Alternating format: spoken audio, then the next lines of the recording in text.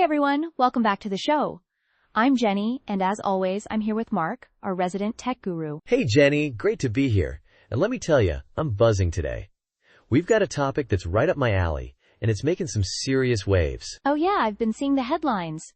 This India-US collaboration on secure digital connectivity and AI, it's a big deal, right? Big deal is an understatement. This is potentially game-changing. We're talking about two of the world's biggest tech powerhouses teaming up to shape the future of, well, everything digital. Okay, so let's dive in. What's the core of this whole initiative? What are they actually trying to achieve together? All right, so at its heart, it's about creating a secure and reliable digital infrastructure. Think of it like building the foundation for a digital highway that's both super fast and incredibly safe. And I'm guessing AI plays a major role in this, right? That seems to be the buzzword everywhere these days. Absolutely. AI is going to be crucial for things like network security, threat detection, and even optimizing how data flows across borders. It's kind of like having a super intelligent security guard for the entire digital world. Okay, that makes sense. But how does something like interoperable digital infrastructure, which, by the way, is a mouthful, actually work in practice? Yeah, it's a bit jargony. But basically, it means making sure that different tech systems can talk to each other seamlessly. Like, imagine different parts of a network speaking different languages. Interoperability is the universal translator that lets them all communicate. So it's like ensuring that your iPhone can talk to your Windows computer without any hiccups? Exactly. And on a much bigger scale, this is about making sure that networks in India can seamlessly connect with networks in the US, and that data can flow freely and securely between them.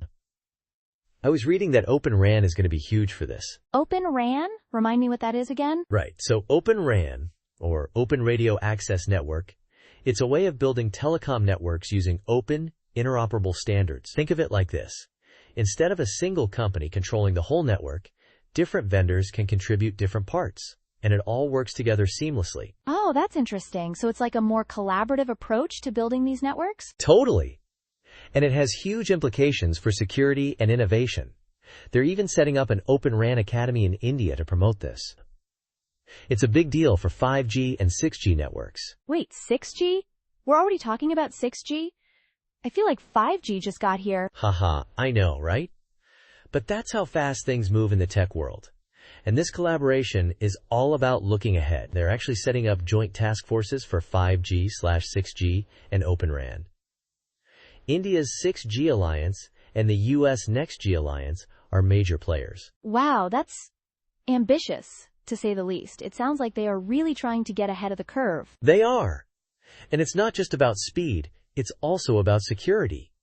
Remember all the concerns about Huawei and ZTE? This is partly about creating more secure and trustworthy alternatives and secure supply chains for the tech. Ah, right. The whole rip and replace program. So this is part of a bigger strategy to reduce reliance on certain technologies? Precisely. India has banned those manufacturers from its market, and it's now focusing on developing its own security solutions. This collaboration plays right into that. Okay, this is starting to make a lot more sense. So it's about speed, security, and also, I guess, a bit of tech independence? You got it.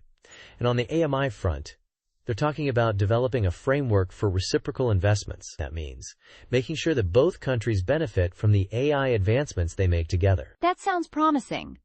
But how do they actually make sure that AI is developed safely and, ethically? That's a huge part of it. They're talking about aligning protective measures regarding AI, so addressing those concerns. It's complex, but it's important to get it right. And what about data flows? I imagine that's a big part of this digital connectivity piece? Absolutely. They're emphasizing the need for trustworthy cross-border data flows. It's all about making sure that data can move freely between the two countries while still being protected. So, like data privacy and security are top priorities? Exactly. They're even participating in forums like the Global Cross-Border Privacy Rules Forum to develop standards for this kind of thing. It is a high priority. This is all incredibly complex, but it sounds like they're really thinking through all the different aspects. They are. And it's not just government either. They're involving the private sector, academia. I even heard India's Minister Vaishnav say the goal is to create universally accepted standards for 6G that benefit everyone. That's a pretty bold vision. It'll be interesting to see how it all plays out. So what's the big takeaway here, Mark? What should our listeners be paying attention to? I think the big takeaway is that this collaboration has the potential to reshape the global tech landscape. We're talking about advancements in AI, 5G, 6G, cybersecurity.